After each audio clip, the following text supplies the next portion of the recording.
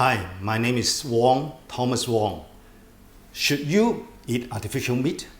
Is the meat industry sustainable?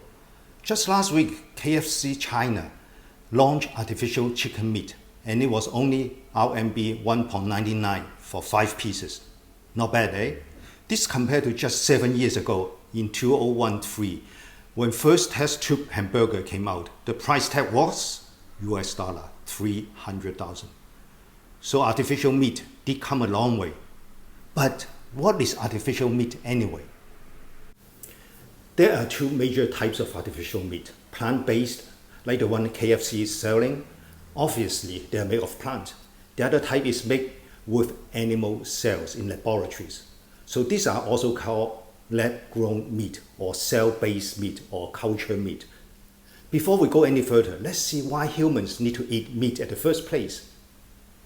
If our ancestors want to survive, they need energy and protein, and meat is an excellent source for both. But in today's world, many people will tell you that we don't need to eat meat to survive. Not only that, they will say that livestock, especially the cattle industry, is the biggest greenhouse emission producer in the world. They will also tell you that cattle is one of the least efficient source of protein. Research showed that you will need roughly 10 kg of grain, 2 kg of water to produce 1 kg of beef. Not to mention the trees you have to cut away to make waste for cattle farms. I did some research myself. I see arguments for the traditional meat farming as well. First of all, it seems that livestock do fulfill certain functions. Livestock recycle plant waste that can't be consumed by humans.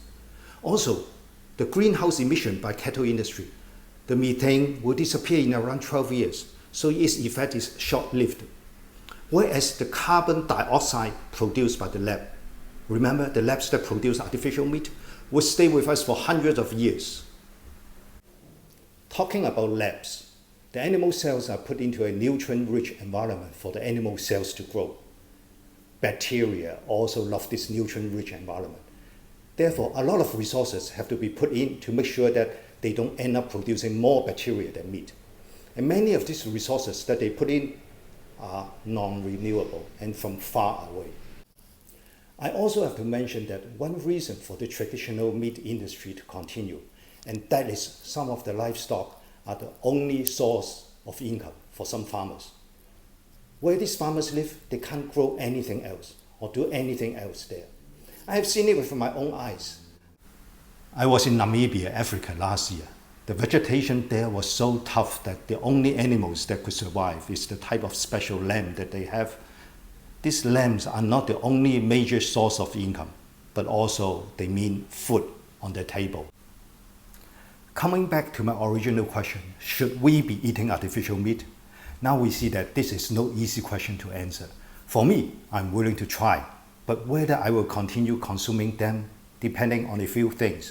Taste, whether it's yummy or not. Food safety. Price. Of course, the environment is also important. And I do hope that one day scientists will tell us which is more sustainable. There is also the third type of artificial meat. It actually comes with 63% protein, 25% carbs, and 9% minerals, plus other nutrients. This artificial meat was invented by a Japanese scientist by the name of Mitsuyaki Ikita in the year 2011. The look of that meat is actually not bad at all. It looks like a crispy bacon. Not only the look is good, most importantly, they will be very cheap because it costs nothing to get the raw materials. And it meets all the requirements of a circular economy. Professor Ikeda believes the main problem is the psychological barrier. 確かに人間が出したものだということに対してですね。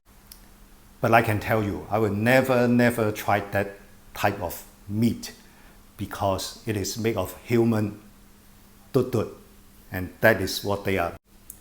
That's all for today. If you like what you see, please press like. This is Wong, Thomas Wong. Hope to see you again.